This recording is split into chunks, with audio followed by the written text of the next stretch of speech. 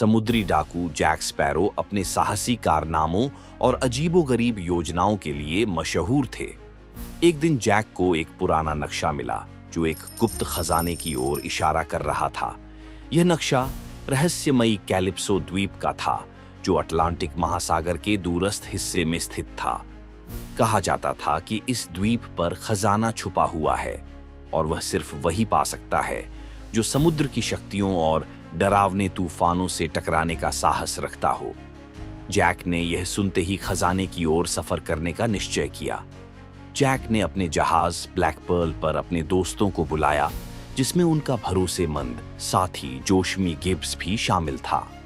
Team ने नक्शे के अनुसार दिशा में बढ़ना शुरू कर दिया। इस सफर के दौरान उन्हें कई मुश्किलों का सामना करना पड़ा। विशाल समुद्री लहरें उनके जहाज को उछाल रही थीं, तेज हवाएं मस्तूलों को झकझोर रही थीं और ऐसा लग रहा था मानो समुद्र उन्हें खजाने की ओर जाने से रोक रहा हो। रास्ते में उन्होंने सुना कि एक और समुद्री डाकू गिरोह भी उसी खजाने की तलाश में है।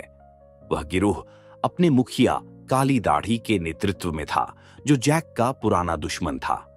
काली दाढ़ी और जैक स्पैरो की दुश्मनी पूरे समुद्र में मशहूर थी। जैक को यह समझते देर न लगी कि अब यह केवल खजाने को पाने का सफर नहीं, बल्कि एक चुनौती भी थी जिसमें उसे अपने दुश्मनों को भी हराना था।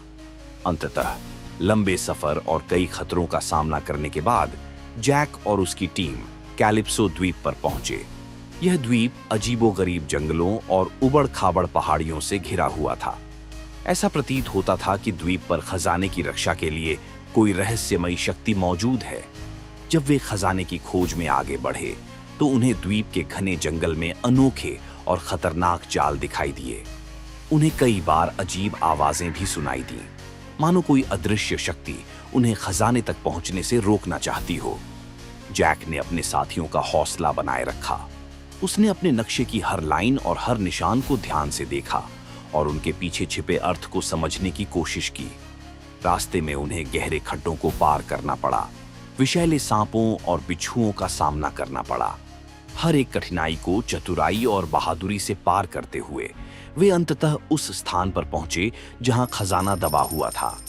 लेकिन जैसे ही उन्होंने खजाना निकालने की कोशिश की, काली दाढ़ी और उसके डाकुओं ने हमला कर दिया। दोनों गिरोहों में जोरदार लड़ाई हुई।